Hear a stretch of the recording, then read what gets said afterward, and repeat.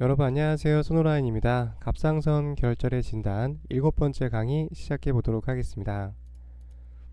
네, 이전 시간에 초음파상에서 양성으로 특징이 보여졌을 때와 악성에 대해 설명을 드렸어요. 양성인 경우에는 경과관찰, 악성 특징이 보였을 때는 FNA를 통해서 양성과 악성으로 분류한 다음 악성은 수술로 진행이 되고 양성 같은 경우는 마찬가지로 경과관찰이 진행될 수 있겠습니다. 네, 이번 시간부터는 이 중간에 해당되는 인디터미네이트 타입에 대해서 알아보도록 하겠습니다. 이름에서 알 수 있는 것처럼 결정을 내릴 수 없는 상태라고 볼 수가 있겠는데요. 초음파상의 특징이 양성의 특징과 악성의 특징이 혼재되어 있는 경우라고 볼 수 있을 것 같아요. 자, 어떤 내용인지 그림 보면서 설명드려보도록 하겠습니다. 영상을 보시면 전반적으로 봤을 때는 아이소에코익한 형태로 볼 수가 있겠고, 주변에 얇은 캡슐도 보이고 있어요. 내부의 에코도는 균일한 편인데 봤을 때 양성의 특징인 또 시스틱한 노들이 가운데 보여지고 있습니다.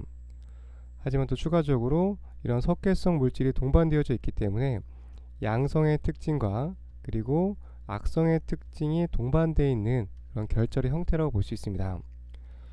강사가 설명하는 내용으로는 양성의 특징과 악성의 기본적인 특징을 벗어난 모든 노들이 여기 있는 결정될 수 없는 특징에 해당된다라고 설명을 하고 있어요. 그래서 다른 표현으로는 스트레티파이 사이로 노들이라고도 설명을 하고 있습니다. 이러한 경우에는 추가적으로 판단할 수 있는 방법이 더욱더 필요하다, 이렇게 설명을 하고 있어요. 그래서 여기서 중점적으로 볼 내용은 그러면 어떠한 추가적인 방법을 통해서 결정될 수 없는 노드를 진단할 때 활용해야 되는지, 이 부분을 보도록 하겠습니다. 우선 기본적으로 봤을 때 영상으로 판단을 내리기에는 여기 있는 것을 검사자의 판단 또는 의사의 주관적인 견해를 섞어서 여기는 FNA 검사가 진행될 수 있고요, 아니면 추가적인 다른 검사가 진행될 수 있습니다. 이름에서처럼 확실하게 결정질 수 없다라고 강사는 강조를 하고 있어요. 첫 번째로 설명할 내용은 여기 있는 의사의 판단에 어떤 참고할 필요가 있다. 그래서 담당 주치의가 환자의 나이라든지 또 유전력이 있죠. 가족력, 그리고 현재 환경적인 요소들, 그 다음에 결절의 상태, 또 혈액 검사, 기타 등등 상황을 같이 분석을 해가지고 FNA 검사할 건지 경과 관찰할 건지를 판단할 수 있다라고 보시면 되겠습니다. 결정할 수 없기 때문에 어떤 주치의의 주관적인 판단, 다양한 환경적인 요소를 고려해서 이런 부분들의 추가적인 검사가 진행될 수 있다. 이게 첫 번째 요소라고 볼 수가 있겠고요. 네, 두 번째 내용 보시면은 추가적으로 할 수 있는 검사들이에요. 첫 번째로는 엘라스토그라피, 두 번째는 몰레큘라 다이그노스틱 테스트입니다. 네, 이번 강의에서는 엘라스토그라피 쪽 먼저 설명드려보도록 할게요. 가장 기본적인 내용부터 보겠습니다. 엘라스토그라피는 탄성 초음파라고 볼 수가 있겠고요. 평가를 할 때 조직의 어떤 기계적인 특성을 평가한다라고 설명을 하고 있어요. 어떤 얘기냐면 악성 결절 같은 경우에는 양성에 비해서 보다 단단한 성분으로 구성될 확률이 높습니다.